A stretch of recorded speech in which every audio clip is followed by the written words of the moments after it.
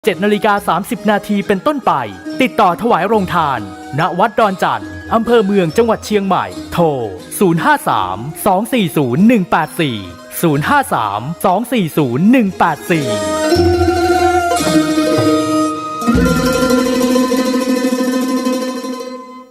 กฐินทานคือสังฆทานบุญทานยิ่งใหญ่1 เดือนท่านกำหนดไว้นับตั้งแต่วันพิธีทำบุญทอดกฐินมหาวิทยาลัยเชียงใหม่ประจำปี 2565 ทอดถวายวันเสาร์ที่ 29 ตุลาคม พุทธศักราช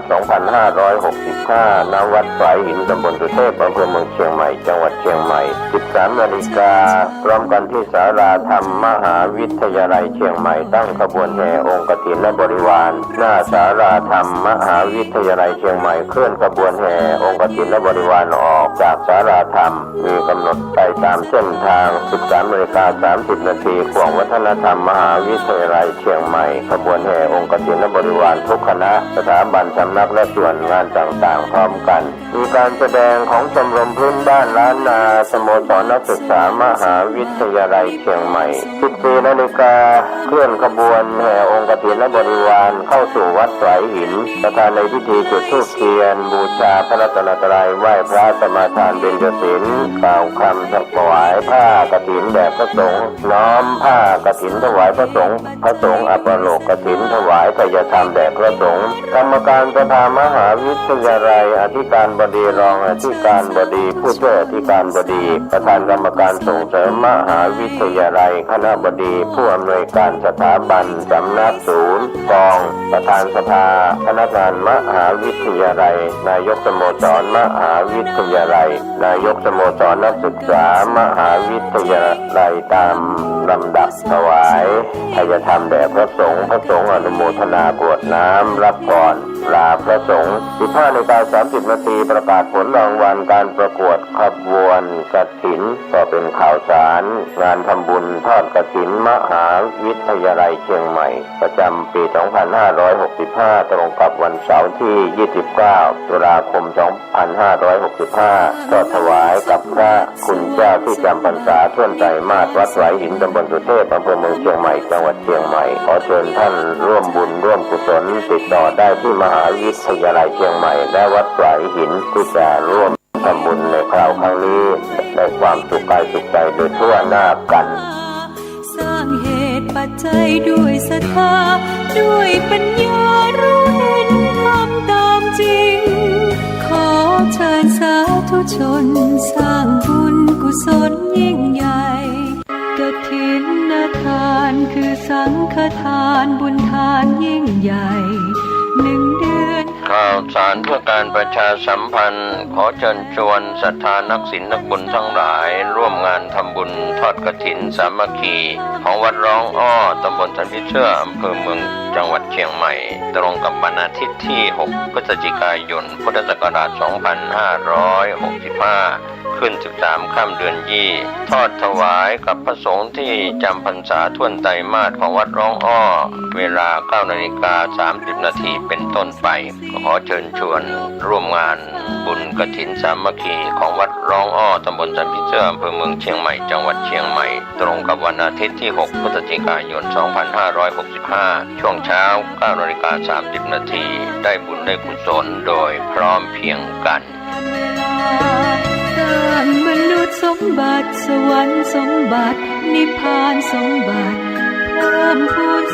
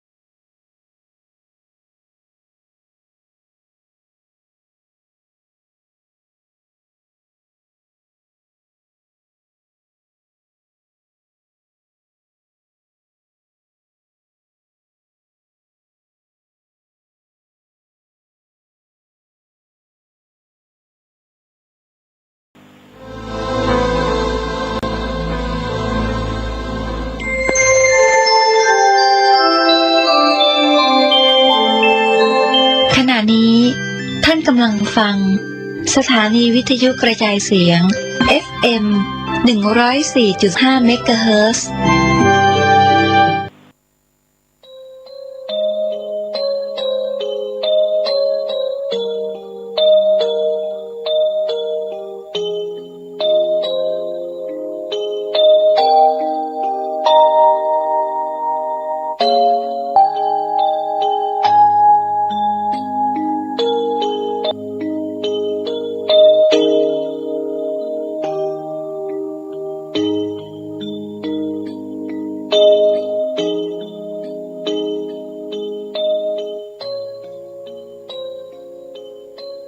กราบสวัสดีท่านผู้ฟังทุกท่านค่ะ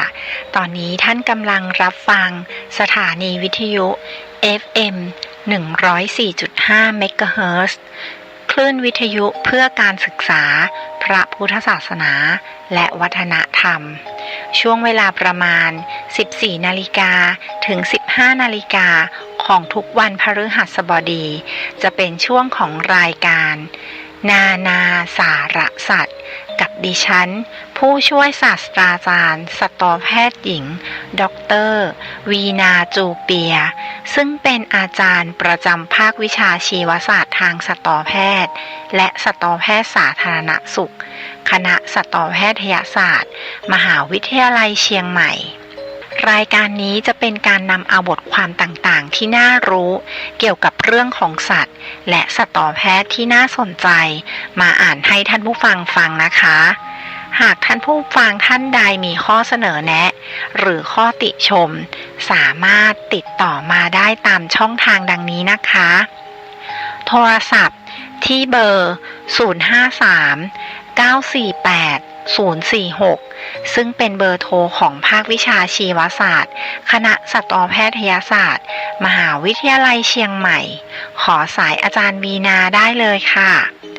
หรือโทรมาหาดิฉันได้โดยตรงที่เบอร์โทรศัพท์ 081-386-4746 หรือถ้าไม่สะดวกจะโทรศัพท์ก็อีเมลมาได้นะคะ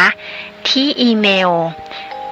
jupia_vena@yahoo.com หรือจะไลน์มาก็ได้ค่ะที่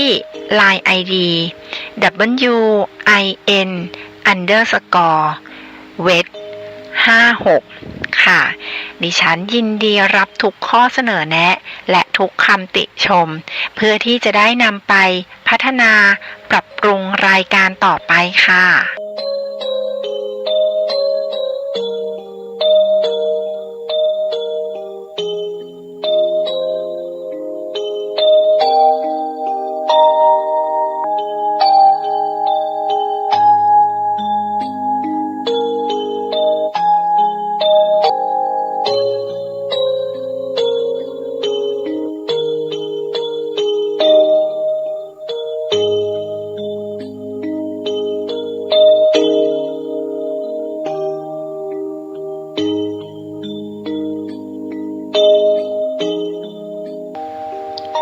กราบสวัสดีท่านผู้ฟังที่เคารพทุกท่านนะคะ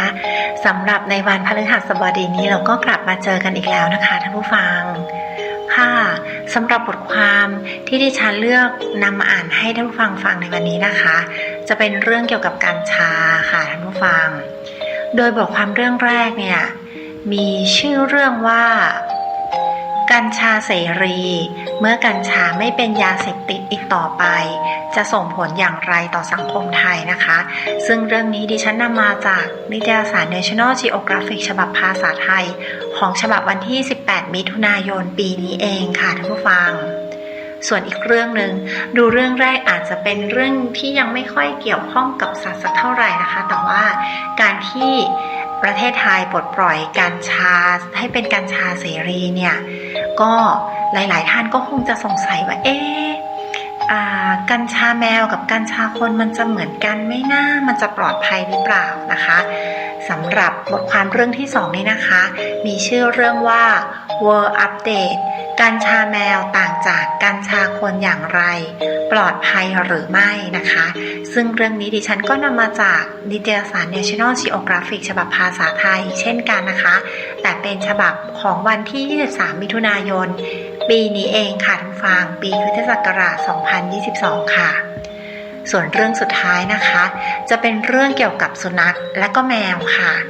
บางคนสงสัยนะคะว่าสองตัวนี้ใครกันแน่ที่ฉลาดกว่ากันนะคะ โดยบทความเรื่องนี้มีชื่อเรื่องว่าสุนัขหรือแมวใครกันแน่ที่ฉลาดกว่ากัน ซึ่งเรื่องนี้ดิฉันนำมาจากนิตยสาร National Geographic ฉบับภาษาไทยเช่นเคยค่ะ เป็นฉบับของวันที่ 22 มิถุนายน ปีนี้เองเช่นกันค่ะท่านผู้ฟัง เดี๋ยวเราไปพบกับบทความเรื่องแรกกันนะคะ เรื่องเกี่ยวกับกัญชากันก่อนค่ะ แต่ว่าก่อนที่ดิฉันจะอ่านบทความเรื่องกัญชาให้ท่านผู้ฟังฟัง ดิฉันขอเปิดเพลงเพราะๆให้ท่านผู้ฟังฟังสักเพลงหนึ่งนะคะ เดี๋ยวเรากลับมาพบกันค่ะ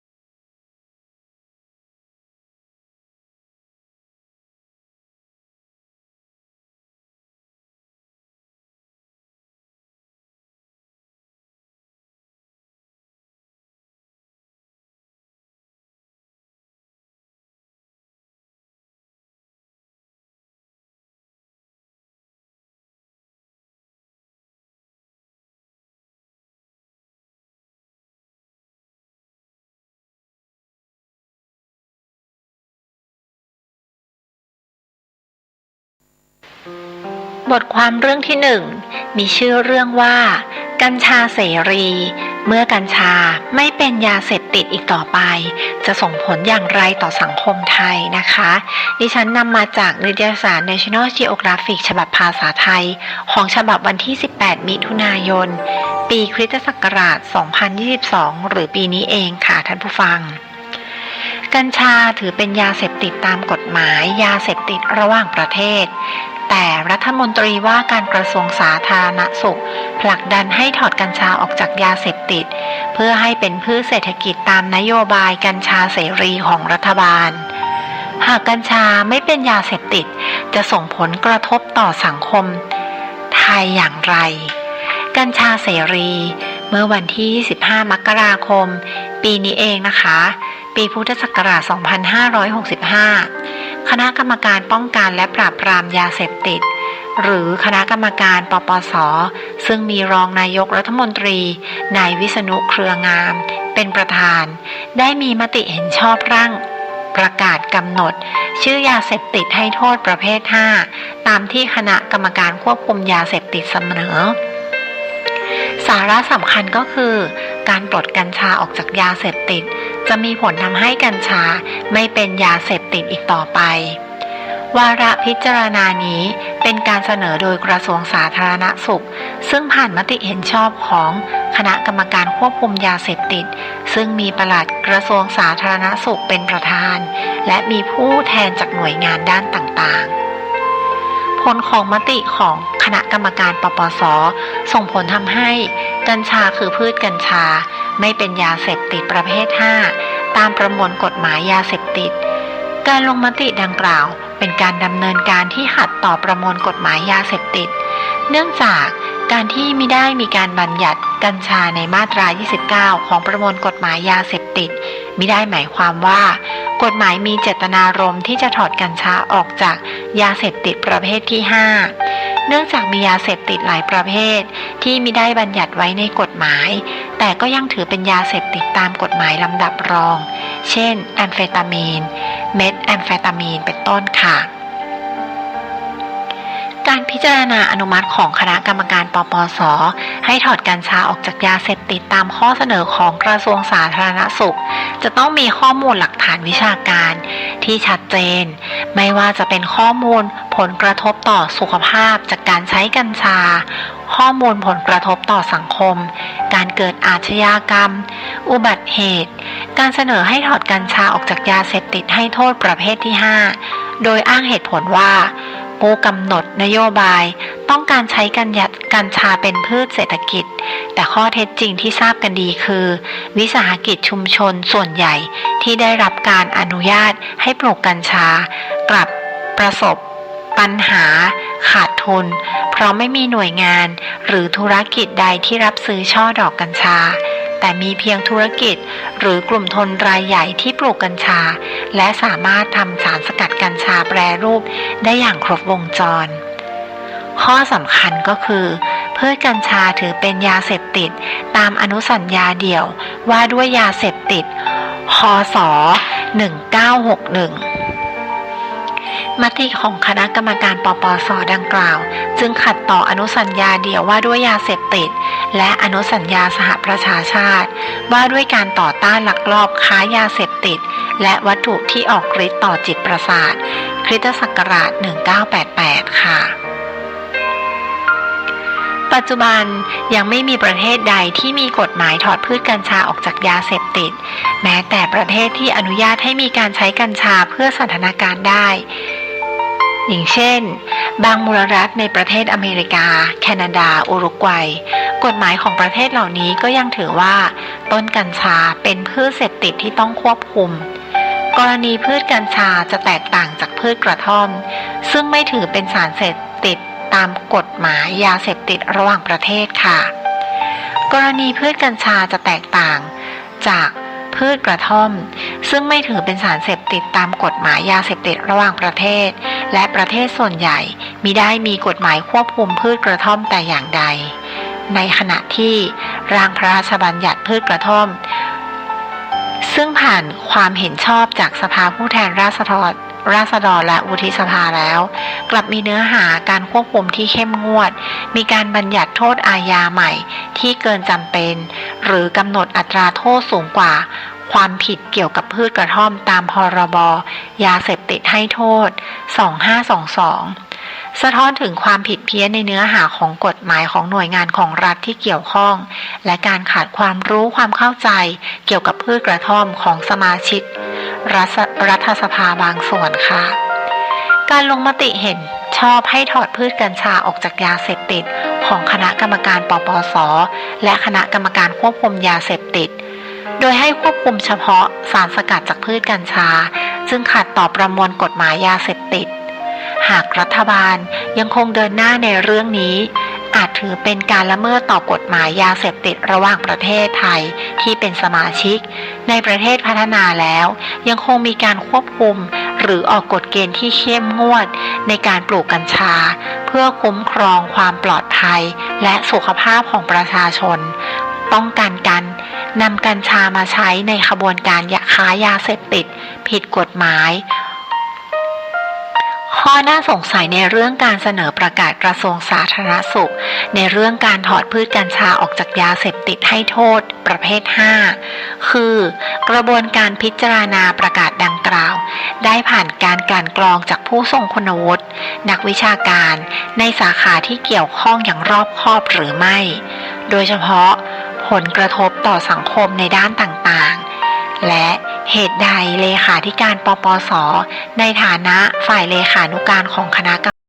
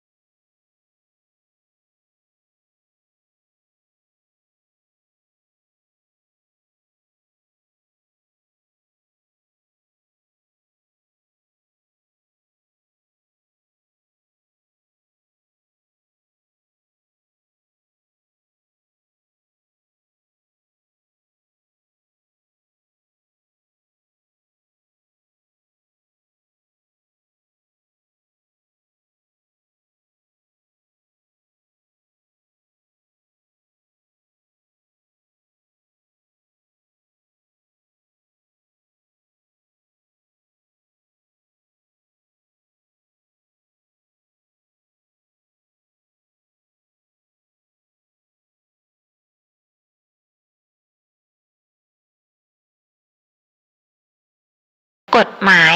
ผลิตภัณฑ์สุขภาพในต่างประเทศทำให้ประชาชนหลงเชื่อหลอกลวงให้ผู้บริโภคเข้าใจผิดคิดว่าการบริโภคเครื่องดื่มผสมกัญชา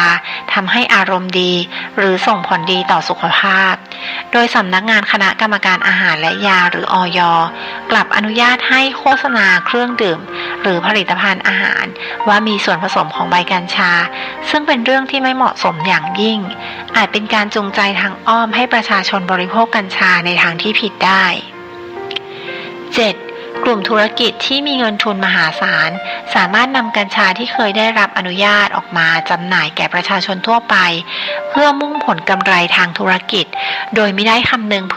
ถึงผลกระทบที่จะเกิดขึ้นกับประชาชนหากมีการนำไปใช้ในทางที่ไม่ถูกต้องจนเกิดผลกระทบต่อสุขภาพไม่สอดคล้องกับกฎหมายการจำหน่ายกัญชาในต่างประเทศที่จะต้องมีความเข้มงวดค่ะ8. กลุ่มวิสาหกิจชุมชนที่เคยได้รับอนุญาตให้ปลูกกัญชาอาจประสบภาวะขาดทุนมากยิ่งขึ้นเนื่องจากมีการปลูกกัญชาอย่างเสรีโดยไม่มีข้อจำกัดทางกฎหมายและประชาชนอาจได้กัญชาที่ไม่มีคุณภาพหรือได้รับอันตรายจากกัญชาที่มีการปนเปื้อนได้ค่ะ 9. หน่วยงานของรัฐซึ่งมีหน้าที่ทางด้านสุขภาพและยาเสพติดโดยเฉพาะกระทรวงสาธารณสุขและสำนักงานปปส.ขาดมาตรการรองรับผลกระทบด้านลบที่อาจเกิดขึ้นจากนโยบายของรัฐบาลอย่างเหมาะสมจะมีภาพลักษณ์ที่ตกต่ำในสายตาของประชาชนและต่างประเทศทำให้เข้าใจว่าหน่วยงานเหล่านี้ส่งเสริมให้พืชกัญชาที่ถือเป็นสารเสพติดกลายเป็นพืชหรือสินค้าทั่วไปโดยละเลยภารกิจหน้าที่ตามกฎหมายทางออกที่เหมาะสมในเรื่องนี้ก็คือคณะกรรมการและหน่วยงานที่เกี่ยวข้องควรพิจารณายกเลิกหรือแก้ไขเนื้อหาประเด็นกัญชาตามประกาศกระทรวงสาธารณสุขเรื่องระบุชื่อยาเสพติดให้โทษในประเภทที่ 5 พุทธศักราช 2565 โดยควรกำหนดให้กัญชาหรือพืชกัญชายังคงเป็นยาเสพติดประเภท 5 โดยอาจมีข้อยกเว้นบางประการเฉพาะส่วนของพืชที่มี THC ต่ำเพื่อให้สอดคล้องกับกฎหมายยาเสพติดระหว่างประเทศและจำกัดการใช้กัญชาเฉพาะทางการแพทย์คือเพื่อการบำบัดหรือรักษาโรคหรือการศึกษาวิจัยเท่านั้นค่ะในระยะยาวควรแก้ไขประมวลกฎหมายยาเสพติดหรือร่างพรบกัญชาเพื่อใช้มาตรการอื่นแทนการลงโทษอาญาแก่ผู้เสพผู้ครอบครองกัญชาในปริมาณเล็กน้อยเหมือนในต่างประเทศเช่นมาตรการทางการปกครองการทำงานบริการสังคมสำหรับกลุ่มเด็กเยาวชนก็ไม่ควรใช้โทษอาญาแต่สามารถใช้มาตรการตามพรบคุ้มครองเด็กพุทธศักราช 2546 การเสนอร่างพระราชบัญญัติกัญชากัญชงของพรรคภูมิใจไทยที่ผ่านความเห็นชอบของสภาผู้แทนราษฎรในวาระที่ 1 เมื่อวันที่ 8 มิถุนายน พุทธศักราช 2565 ไม่น่าจะเป็นทางออกในเรื่องนี้เนื่องจากเป็นการร่างกฎหมายที่มีจุดอ่อนหลายประการขาดมาตรการป้องกันผลกระทบที่อาจเกิดจากการใช้กัญชาที่ไม่เหมาะสมข้อสำคัญคือร่างกฎหมายนี้มีเจตนารมณ์เพื่อยืนยันการปลดกัญชาออกจากยาเสพติดประเภท 5 และให้ความสำคัญกับธุรกิจเกี่ยวกับกัญชามากกว่าประเด็นสุขภาพเอื้อต่อกลุ่มทุนอีกทั้งการใช้กัญชาในทางการแพทย์เช่นยาแผนไทยหรือน้ำมันกัญชาสูตรต่างๆก็สามารถดำเนินการได้อยู่แล้วตามกฎหมายยาเสพติดค่ะกระทรวงสาธารณสุขไม่ควรละเลยต่อบทบาทหน้าที่ในการดูแลสุขภาพของประชาชนและให้ความสำคัญกับภารกิจสำคัญอื่นๆในด้านสุขภาพและควรเร่งรัดเสนอร่างพระราชบัญญัติกัญชากัญชงพศนี่ยังไม่แน่นะคะของรัฐบาลเพราะเป็นกฎหมายที่มีความสำคัญส่งผลกระทบต่อประชาชนในวงกว้างอีกทางผู้บริหารกระทรวงสาธารณสุขไม่ควรทุ่มเทงบประมาณทรัพยากรเพื่อส่งเสริมสนับสนุนเรื่องกัญชาให้ ที่เป็นผลประโยชน์ของกลุ่มธุรกิจนักการเมืองเพราะไม่ใช่ภารกิจของหน่วยงานค่ะซึ่งเรื่องนี้นะคะเขียนโดยคุณไพศาลลิ้มสถิตกรรมการบริหารศูนย์กฎหมายสุขภาพและจริยศาสตร์คณะนิติศาสตร์มหาวิทยาลัยธรรมศาสตร์ค่ะอันนี้ก็จะเป็นเรื่องเกี่ยวกับกัญชาเสรีนะคะซึ่งเขาได้พิจารณาไปแล้วว่าให้กัญชาเนี่ยไม่ได้เป็นสารเสพติดให้โทษประเภทที่5นะคะเพราะฉะนั้นก็จะเห็นว่ามันก็เกิดปัญหาต่างๆตามมานะถ้านักเรียนพอเป็นกัญชาเสรีแล้วเนี่ยก็จะเห็นข่าวว่านักเรียนสามารถที่จะหากัญชามาเสพได้นะคะก็คือมันเหมือนมีความรู้สึกว่าทำให้เป็นสิ่งที่คนหรือว่าเยาวชนนะคะเข้าหาได้ง่ายขึ้นซึ่งดิฉันก็คิดว่ามันไม่ได้เป็นสิ่งที่ดีเลยนะคะในการเสพแบบนี้นะคะต่อไปก็คิดว่ารัฐบาลก็คือน่าจะมีการพิจารณานะคะเพราะรู้สึกว่าแบบได้ยินข่าวหรือเห็นข่าวในโทรทัศน์เราก็รู้สึกไม่ค่อยดีเกี่ยวกับกัญชาเสรีนี้นะคะท่านผู้ฟังมีความเห็นว่ายังไงบ้างมีความเห็นเหมือนดิฉันหรือเปล่านะคะก็แต่ดิฉันคิดว่าเยาวชนจริงๆแล้วไม่ควรจะหาพวกนี้ได้ง่ายๆนะคะซึ่งจริงๆแล้วถ้ามันจะใช้มันให้เป็นประโยชน์มันก็เป็นประโยชน์แต่ถ้าถามว่าเรื่องโทษของมันก็มีเหมือนกันเพราะฉะนั้นมันเป็นแบบเหมือนดาบสองคมนะคะท่านผู้ฟังมีดีแล้วก็มีข้อเสียของมันด้วยเพราะฉะนั้นการที่จะออกกฎหมายอะไรมาต้องระวังแล้วก็ศึกษาให้มากๆเพราะมันจะไม่ใช่แค่ว่ามันจะมีประโยชน์ต่อกลุ่มนายทุนบางกลุ่มนะคะแต่มันมีผลต่อสุขภาพของประชาชนด้วยซึ่งนั่นคือด้านลบซึ่ง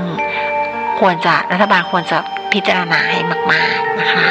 อันนี้ก็จะเป็นเรื่องเกี่ยวกับกัญชาเสรีนะคะท่านผู้ฟังเรื่องต่อไปจะเป็นเรื่องเบาๆแล้วค่ะท่านผู้ฟังจะเป็นเรื่องกัญชาแมวนะคะต่างจากกัญชาคนอย่างไรปลอดภัยหรือไม่เดี๋ยวเรามาฟังกันนะคะช่วงนี้ฉันขอเปิดเพลงเพราะๆให้ท่านผู้ฟังฟังสักเพลงนึงนะคะเดี๋ยวกลับมาพบกันค่ะ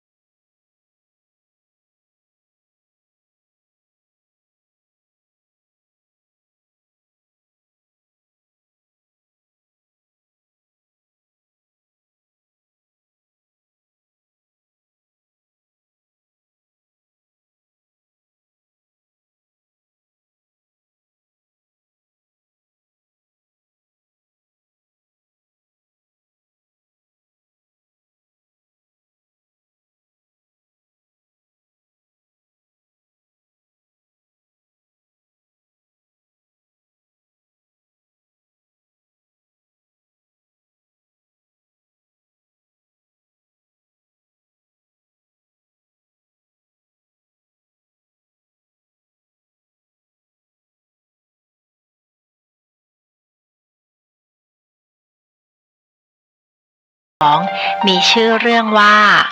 World Update กัญชาแมวต่างจากกัญชาคนอย่างไรและปลอดภัยหรือไม่ค่ะซึ่งเรื่องนี้ดิฉันนำมาจากนิตยสาร National Geographic ฉบับภาษาไทยของฉบับวันที่ 23 มิถุนายน ปีนี้เองค่ะท่านผู้ฟังกัญชาแมวนอกจากจะช่วยไล่ยุงและแมลงได้แล้วมันปลอดภัยกับแมวจริงหรือไม่และแตกต่างจากอย่างไรกับกัญชาคนงานวิจัยใหม่จากมหาวิทยาลัยอิวาเตะหรืออิวาเตะยูนิเวอร์ซิตี้ประเทศญี่ปุ่นระบุพืชที่มีชื่อเล่นว่ากัญชาแมวหรือแคทนิปนอกจากจะทำให้แมวพึงพอใจแล้วสารเคมีในใบของมันยังช่วยขับไล่ยุงและแมลงตามธรรมชาติได้อย่างดีเยี่ยมช่วยให้แมวหลีกเลี่ยงโรคที่มีมากับพาหะเหล่านี้ได้ค่ะทีมวิจัยได้ทดสอบกับแมว16ตัวโดยตอนแรกได้วางใบของพืชชนิดนี้ที่ยังไม่เสียหายไปบนจานแล้วปล่อยให้แมวมีปฏิสัมพันธ์ตามสบายพวกเขาพบว่าแมวหลายตัวมีพฤติกรรมกัดและฉีกรวมทั้งเคี้ยวใบเหล่านั้นซึ่งเมื่อตรวจปริมาณสารเนแพนตาแลคโตน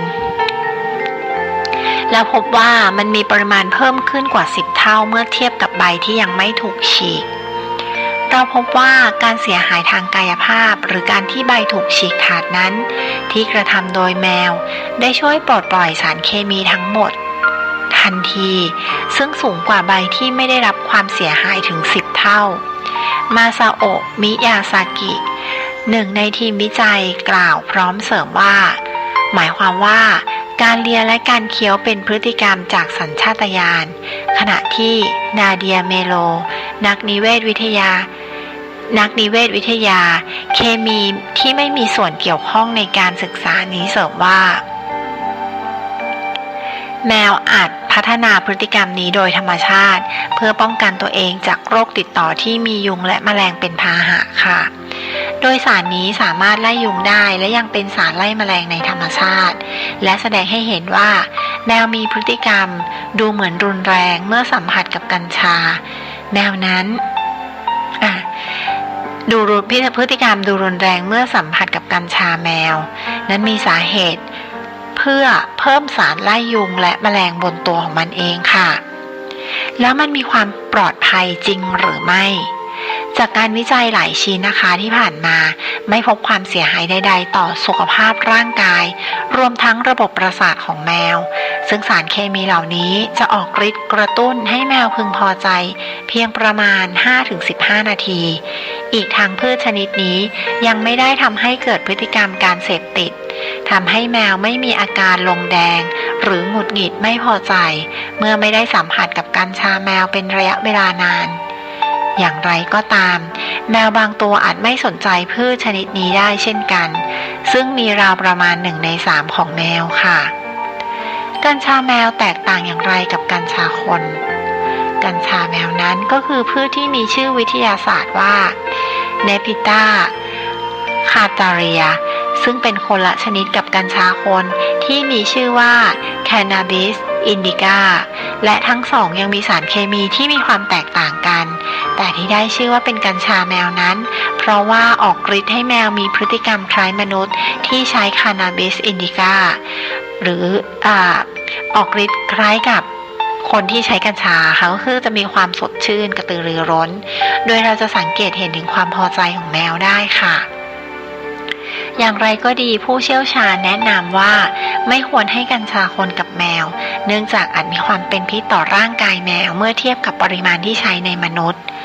สำหรับการใช้กัญชาแมวให้เหมาะสมนั้นทางองค์กรพิทักษ์สัตว์หรือ PETA ระบุไว้ว่าไม่ควรเกินสัปดาห์ละ 2-3 ครั้งและให้แมวอยู่แต่ในบ้านเพื่อความปลอดภัยค่ะเรื่องนี้นะคะสืบค้นและเรียบเรียงโดยคุณวิทิตบรมพิชัยชาติกุลค่ะแล้วก็มีภาพนะคะภาพจาก Cat Crazy via Pixabay ค่ะอันนี้ก็จะเป็นเรื่องเกี่ยวกับ กัญชาแมวแตกต่างจากกัญชาคนอย่างไรนะคะแตกต่างก็คือมันเป็นพืชคนละชนิดกันนะคะปลอดภัยหรือไม่กัญชาแมวก็คือยังปลอดภัยสำหรับแมวอยู่แต่ว่ากัญชาคนก็คือยังเป็นคำถามอยู่นะคะว่าถ้าเกิดใช้กับแมวในปริมาณที่คนใช้เนี่ยมันจะเป็นอันตรายกับแมวหรือไม่นะคะแต่ว่ากัญชาแมวก็คือปลอดภัย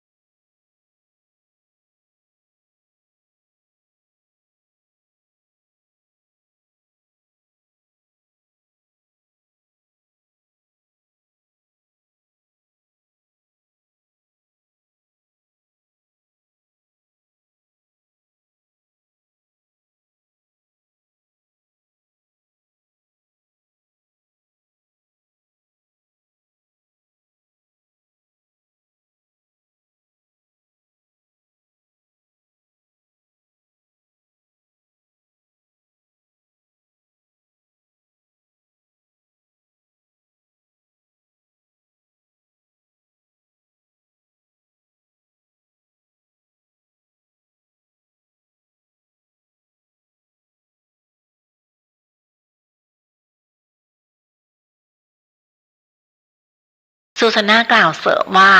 การนับจำนวนของเซลล์ประสาทเป็นเพียงวิธีหนึ่งในการหาคำตอบเบื้องต้นเท่านั้นใช่ว่าร่างกายที่มีขนาดใหญ่จะบ่งบอกถึงเซลล์จำนวนเซลล์ประสาทที่คุณมีเธอกล่าวมีสมองขนาดเท่ากันของสัตว์ต่างชนิดแต่ภายในมีจำนวนเซลล์ประสาทแตกต่างกันอย่างสุดขั้วการวิจัยยังคงดำเนินต่อไปเพื่อหาคำตอบของปริศนาสมองของสัตว์ทั้งนี้พวกเขาคาดหวังว่าในวันหนึ่งจะมีโอกาสได้ศึกษาสมองของสัตว์เลี้ยงลูกด้วยนมที่อาศัยอยู่ในน้ำดูบ้างค่ะผู้เขียนเรื่องนะคะคุณซาร่ากิเบนนะคะค่ะนี่ก็จะเป็นเรื่องเกี่ยวกับความฉลาดของสุนัขและแมวเขาบอกว่าสุนัขฉลาดกว่าเพราะว่ามีเซลล์สมองมากกว่าแต่คำตอบมันก็ยังไม่ชัวร์เสมอไปก็คือยังไม่ใช่เสมอไปนะคะเพราะว่ามันก็ยังไม่แน่มันก็ยังไม่สามารถที่จะฟันธงได้ว่า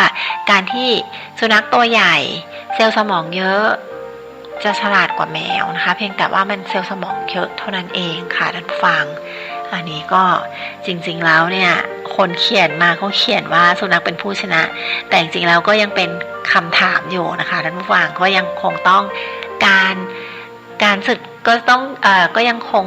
ต้องการศึกษาวิจัยหาคำตอบกันต่อไปนะคะสำหรับเรื่องนี้นะคะนี่ก็เป็นเรื่องเกี่ยวกับสุนัขและแมวนะคะสำหรับเรื่องสุดท้ายเนาะนะคะก็สำหรับวันนี้ดิฉันก็ขอจบการอ่านบทความแต่เพียงเท่านี้ค่ะท่านผู้ฟังถ้าท่านผู้ฟังมีข้อเสนออยากจะฟังเรื่องอะไรท่านผู้ฟังสามารถที่จะส่งข้อความมาหาดิฉันได้เลยนะคะที่ LINE นะคะ LINE ID WIN_VET แล้วก็56นะคะท่านผู้ฟังหรือสามารถที่จะโทรมาได้โดยตรงได้ที่เบอร์โทรศัพท์0813864746ท่านผู้ฟังสามารถที่จะส่งข้อความหรือว่าโทรมาหาดิฉันได้เลยนะคะฉันยินดีที่จะรับข้อเสนอแนะจากท่านผู้ฟังท่านผู้ฟังทุกท่านเป็นอย่างยิ่งขอบพระคุณท่านผู้ฟังทุกท่านที่ติดตามกันมาตั้งแต่ช่วงต้นของรายการนะคะดิฉันก็ขอจบรายการแต่เพียงเท่านี้พบกันใหม่ในสัปดาห์หน้าค่ะสวัสดีค่ะ